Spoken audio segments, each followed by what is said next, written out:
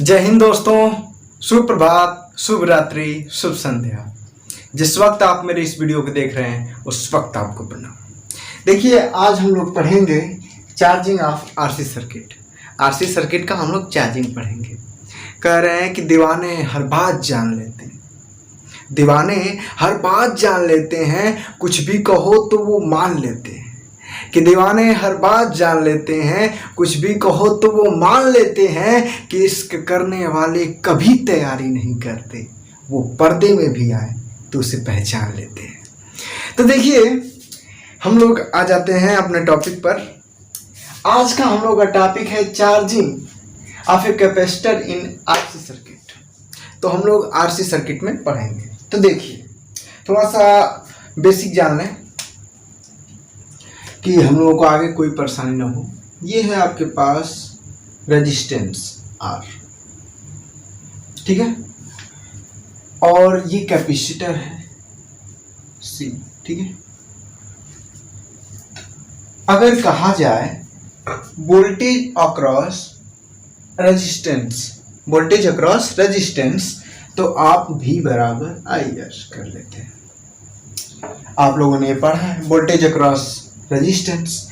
यही अगर कैपेसिटर में देखा जाए तो होता है Q बराबर CV। आप लोग ये रिलेशन पढ़े हैं इंटरमीडिएट में। तो यहां से V की वैल्यू निकाला जाए तो Q अपन C।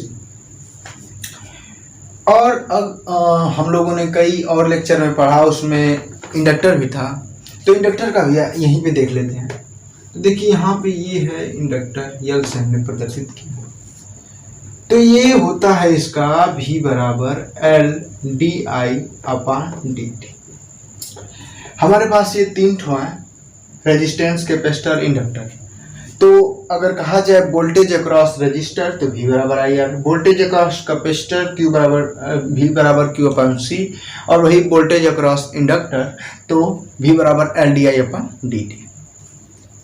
तो अब देखिए, इसको हम साफ कर दे रहे हैं। हाँ, इसको हम साफ कर दे रहे हैं। तो अब देखिए, अब हम लोग अपने टॉपिक पर आ जाते हैं, ठीक है। अब हम लोग अपने टॉपिक पर आ जाते हैं। देखिए, हम लोगों को पढ़ना है charging of a capacitor through RC circuit, ठीक है।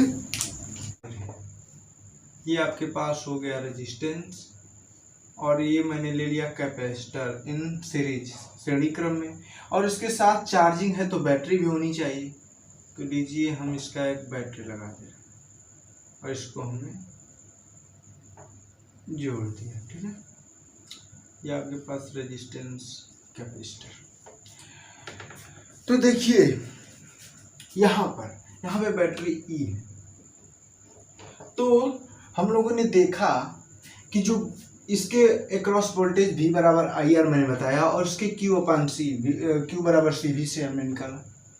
तो यहाँ पे जो इसका देखिए, इसका बैटरी का जो विभव है E है, तो इन दोनों के विभवों के योग के बराबर होगा, बराबर। तो इसका है IR और इसका है Q/C। यही है ना, V बराबर IR और इसका Q बराबर CV से। तो हमने इसका जो वोल्टेज है, इन दोनों के वोल्टेज के योगफल को मैंने बराबर दिखा दिया, बराबर है। अब देखिए, हम लोग को मान निकालना है। तो दोनों जिधर एक साइड कर लेते हैं, दोनों को सिंप्लीफिकेशन करते हैं, तो इसको इधर कर रहे हैं EQ/C। अब देखिए, बराबर IR, यहां से हम लोग CE - Q/C बराबर IR कर सकते हैं।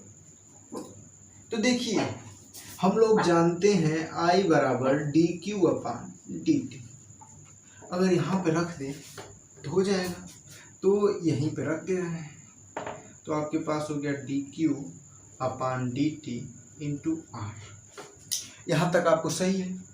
पहले क्या किया, E बराबर इन दोनों के वोल्टेज के योगफल के हमने बराबर कर दिया, और इसे सिंप्लीफिकेशन करके इधर कर दिया। अब यहाँ पर देख रहे हैं क्या करें, हमको इंटीग्रेशन करना है मान निकालने के लिए। तो पहले एक टाइप के पद हैं उनको एक ओर कर देंगे और दूसरे को एक तरफ।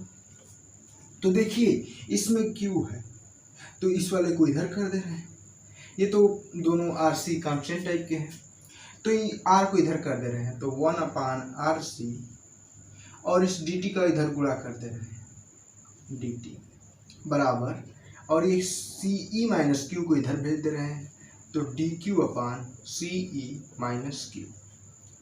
अब देखिए इंटीग्रेटिंग एबव इक्वेशन, तो हम कर दे रहे हैं इंटीग्रेट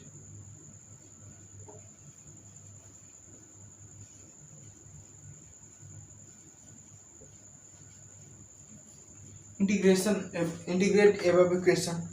तो अब देखिए हम लोग पढ़े हैं 1/x का जब हम लोग समाकलन करते हैं तो log x आता है।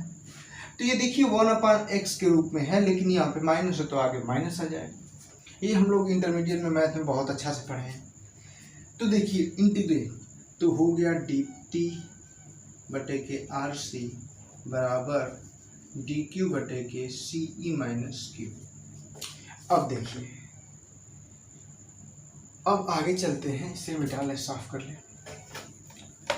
तो देखिए यहाँ तक आपको क्लियर है, और जब इसका हम लोग dt का करेंगे तो t होगा, तो यहाँ पर हमने इसे लगाना है, इस dt का हो गया t और बटे के RC बराबर, यहाँ पर देखिए 1/x का log x होता है और ये माइनस है तो आगे माइनस लग जाएगा, minus log CE minus Q plus C। ये C जो है इंटीग्रेटिंग कांस्टेंट है, कोई भी किसी को इंटीग्रेट करते हैं तो ये C लगता है इंटीग्रेटिंग कांस्टेंट, और हम अब इसका मान निकालेंगे, ठीक है। और मान हम कैसे निकालेंगे, एट इनिशियल कंडीशन को लेंगे, उसके बाद हम लोग इसका मान निकालेंगे। तो देखिए at initial condition,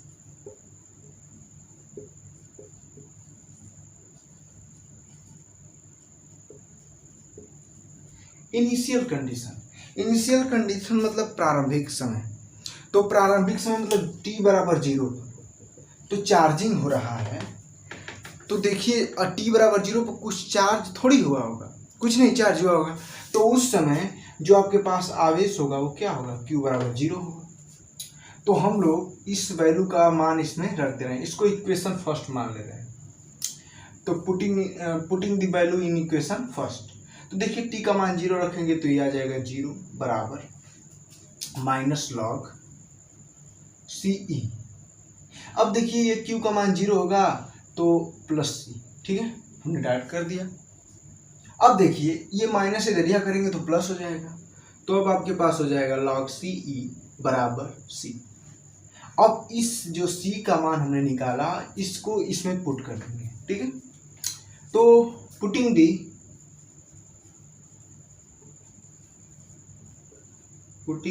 value of C in equation first, तो इस C की जो वैल्यू है इस फर्स्ट इक्वेशन में हम पुट कर देंगे, तो देखते हैं क्या होता है। तो अब आपके पास हो गया t/RC बराबर minus log CE minus Q, और इसका मान रख दे रहे हैं यहाँ पे, तो हो गया प्लस लॉग CE, ठीक है।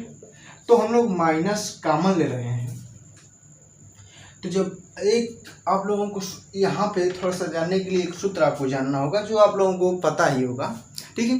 तो देखिए क्या होता है, जैसे देखिए log m minus log n हो तो लिख सकते हैं log m/n, ठीक। हर वीडियो में मैंने ये सब बताया, ये बताया।